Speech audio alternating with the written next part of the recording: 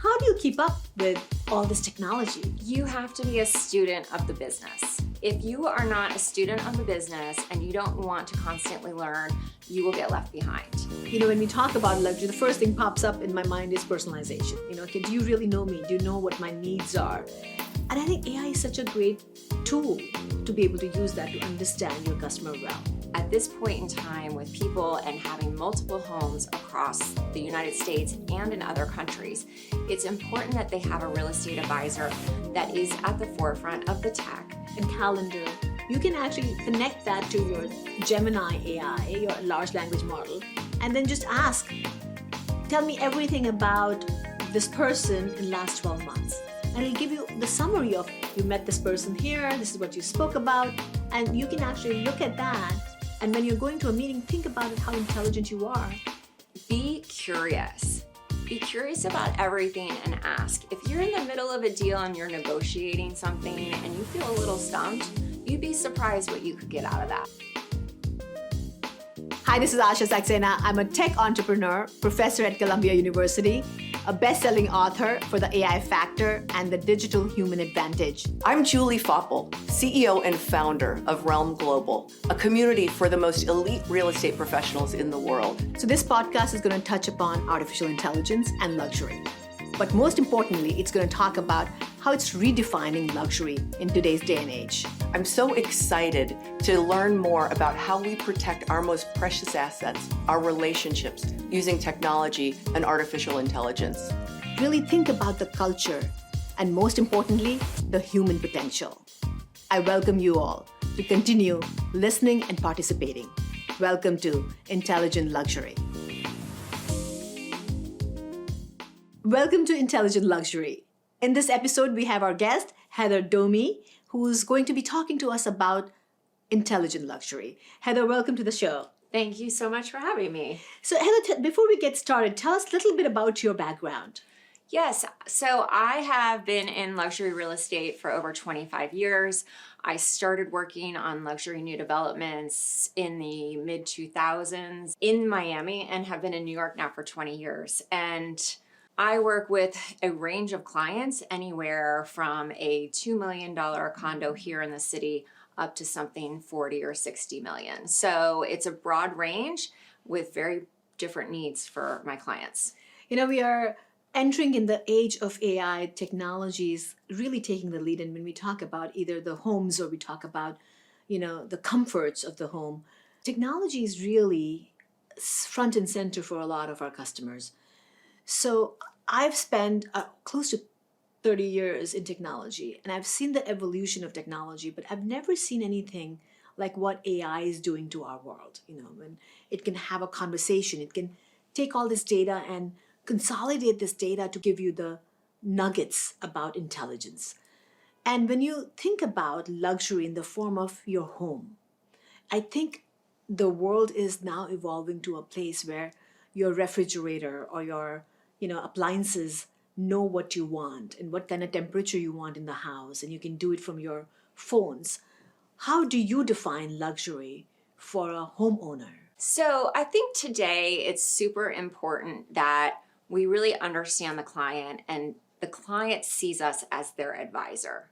And the only way we can do that and have them see us as their advisor is if we are meeting them at their level. Mm-hmm. And a lot of times in this industry, it's very fragmented. And if you think about a ultra high net worth individual and their advisory stack, they're going to have their wealth advisor, their CPA family offices, all of that. And quite often the real estate advisor doesn't end up in that stack, right? And there's, I think, been a reason, but at this point in time, with people and having multiple homes across the United States and in other countries, it's important that they have a real estate advisor that is at the forefront of the tech, that understands where these assets align within their portfolios and can be an advisor in that same level that some of their other advisors are, and get put in that advisory stack. Because at the end of the day, when you think about real estate, and somebody who might have a $10 million property and they're purchasing cash, they should be giving the care of that property to an agent who is really at the level of their wealth advisors and other high level advisors, right? And so by just byproduct of that, if you're not using AI, you are not learning and you are not growing. Absolutely. And the speed it allows you to learn and grow and expand is incredible if you're a curious person. I agree with you so much. And I think a lot of time AI is that silent partner for you that can give you information about your customer, what their likes and what their dislikes are. And I agree that as a customer who's coming to you for, an expensive condo, they're looking for that personalized, care. When I'm looking for properties and I have my own real estate advisors, I agree. If you see them as advisors, you get so much more back from them because they are not only telling you what's right for you, what's not right for you, and they'll come out to you and tell you this is not the right property for you. And which is, I think, so refreshing that you would think that they're trying to sell you, but they'll tell you this is not right for you, which I think is really incredible. But in addition to that, I also think the network you have that you bring to the customer of either the neighborhood, the school system, the attorneys, or any kind of services, your Yes. catering services, your butler services, you have that network that you actually provide to the customer, which I would say is luxury. Luxury for a Yes. customer not to hunt for. Yes, for sure. It is all about full service, right? So when you think about, listen, if somebody is buying a $2 million apartment in New York City, they're staying at the Four Seasons or the Ritz-Carlton, these luxury properties, so that everybody experiences luxury. Right. So we're talking now levels of luxury. Right. Right? And so what are those levels and how do we meet those needs? Because as this world is advancing, so are our clients are advancing. So they're expecting more and more and more, and being able to have that blanket of supporting cast Right. is really critical.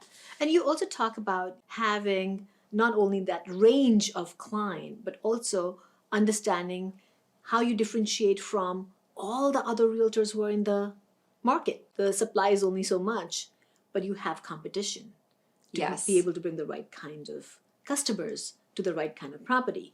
So, especially people who are listening, who are trying to create their own unique standing, they're probably early in their career and are working with the luxury properties. How do they really become intelligent being to make sure that they're serving? I think that it really involves a team approach. I believe, listen, everybody runs their business differently. You have solo practitioners who have multiple assistants to run their businesses, and then there's teams with different layers and different jobs, right?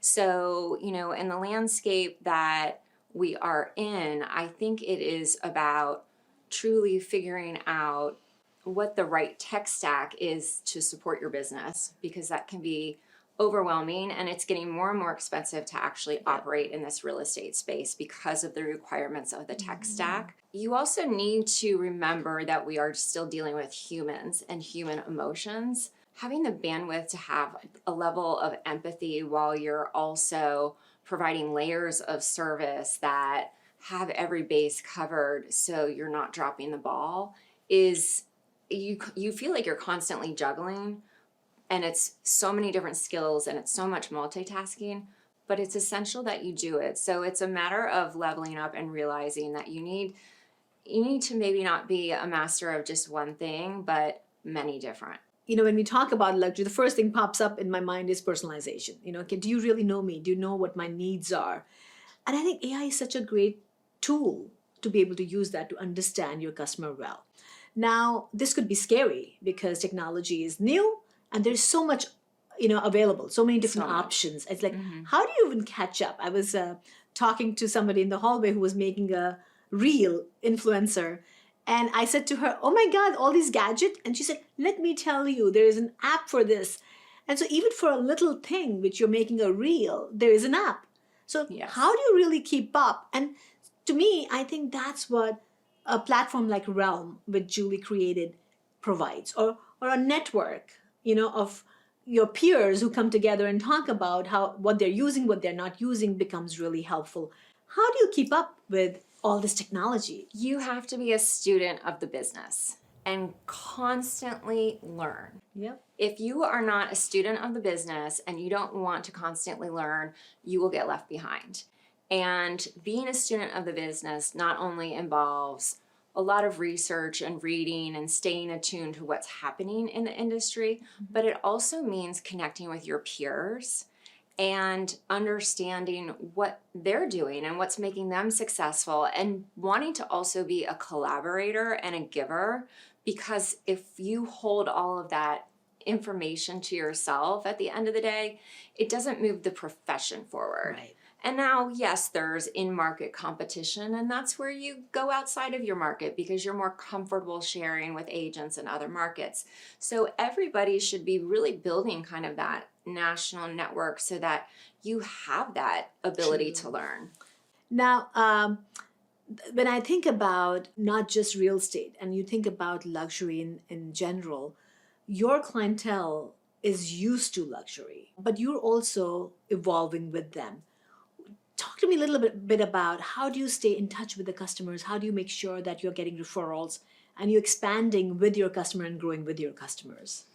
I think you have to take a serious multi-prong approach, right? And especially a lot of times when you're dealing with the ultra high net worth individuals, they're extremely busy. Yes. They're not looking for phone calls and chit chat, but in whatever way you can make soft touches so that they realize that you're there, and they also realize that you are that student of the business and that you are constantly concerned about staying at the top of your game. If they can see that in little small ways, whether it's being consistent with your newsletter, consistent on your social media, because people consume differently, right? Yes. Like there's not one way to consume.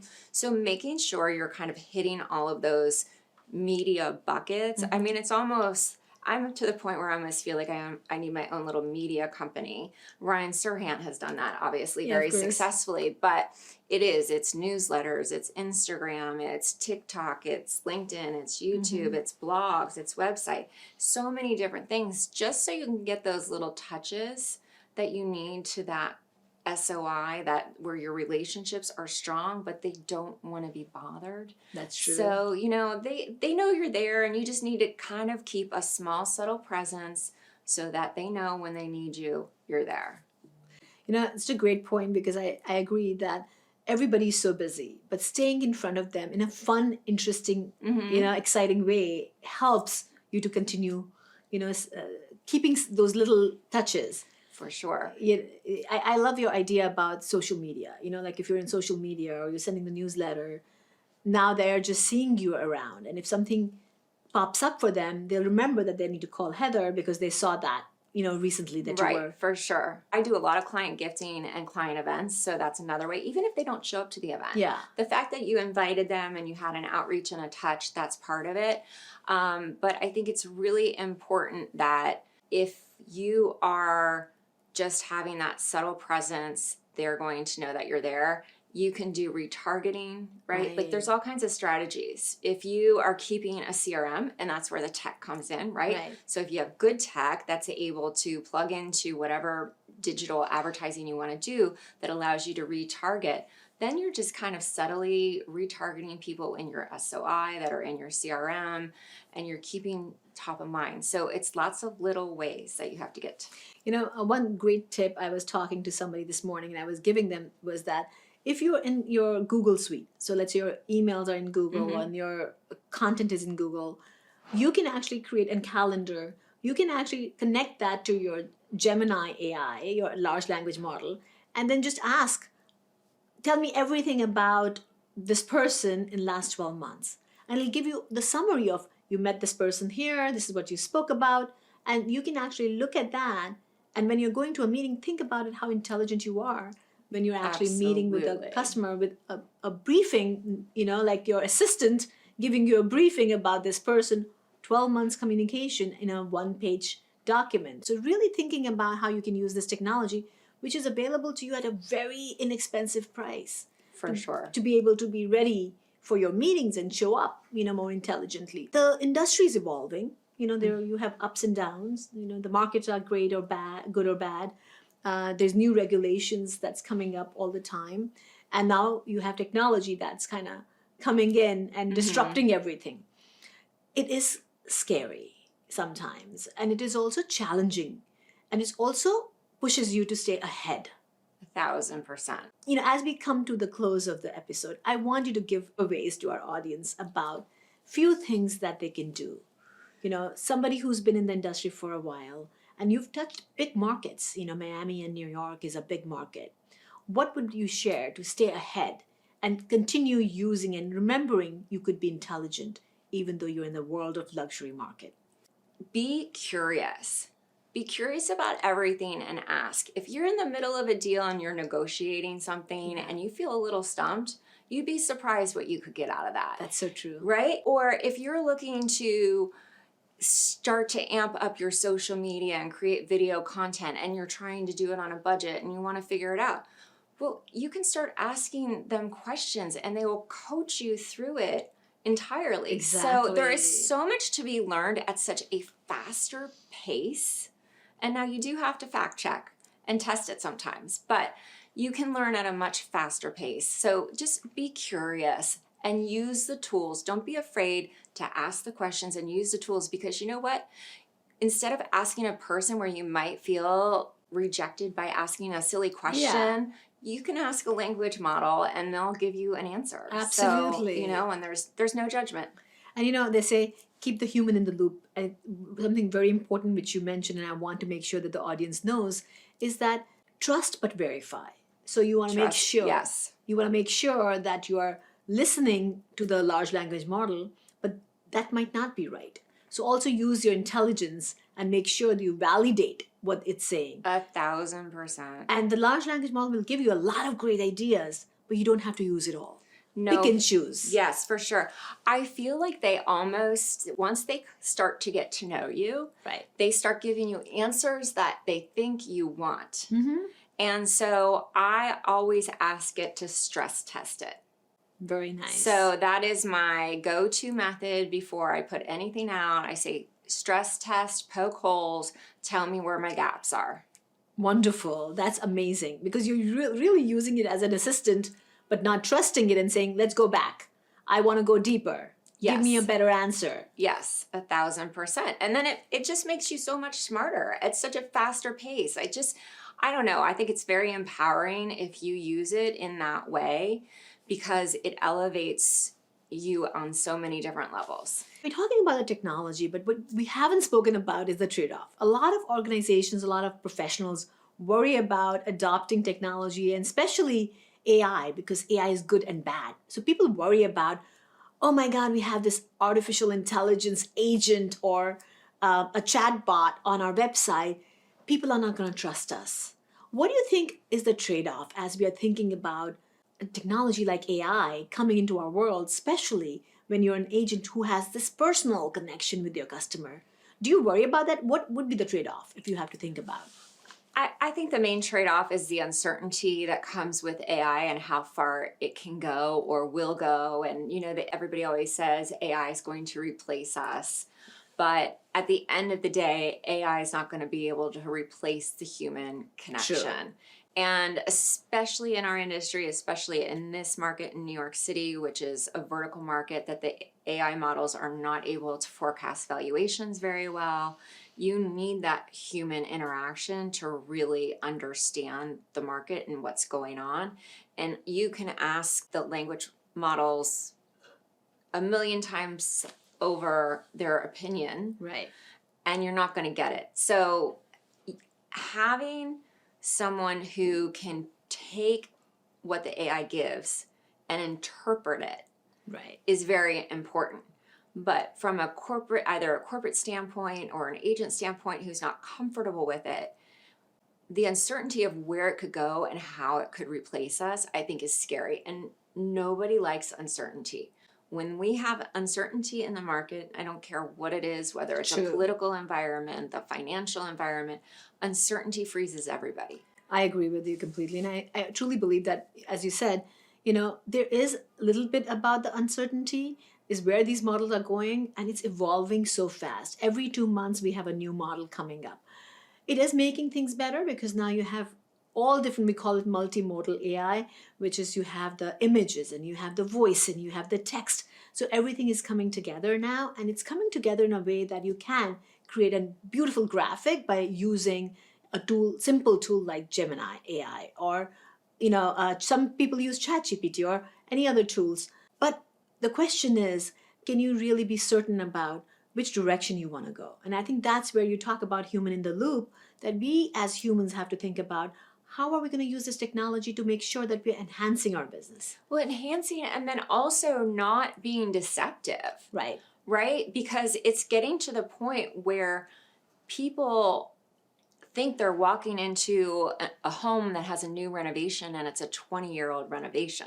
Right. So, it creates more work for us. And in some regards, it would be great to start to see some regulation as to absolutely how we present these images, so that it just, time is the greatest luxury. Absolutely. Right? And so if we all have to run around to go see things in person physically because they're misrepresented, that doesn't serve anybody. 100%. And I think I like what you said. If you're authentic and you are sincere to your customers, yes, they know it. They know who's authentic and not, when they're correct, going out in the market. And having a technology using just to enable is fine, but not to, as you said, make sure you stay authentic to what you're showing. That's and not, so important. Yeah, create different images. Exactly. What I love what you said, Heather, is that always be curious, be a lifelong learner. And I think for all our audience, it is important to remember that it is a new technology and you are living in the world of luxury, and it is not going to be easy if you just sit back and be scared. So it is so critical that all of you jump right in and learn about this technology, be engaged, be curious, and make sure that you use it in an effective manner to make sure you continue providing value to wherever you go. With that, we come to an end. Thank you so much for being on the show, Heather, and thank you everyone for listening. We'll meet you next time.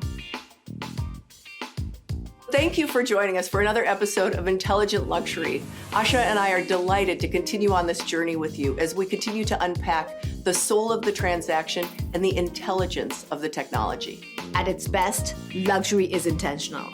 So are the ideas you choose to engage with. If this episode inspires you or informs you, continue watching, continue listening, continue learning, and be on the path of growth. Thank you for listening. This is Intelligent Luxury.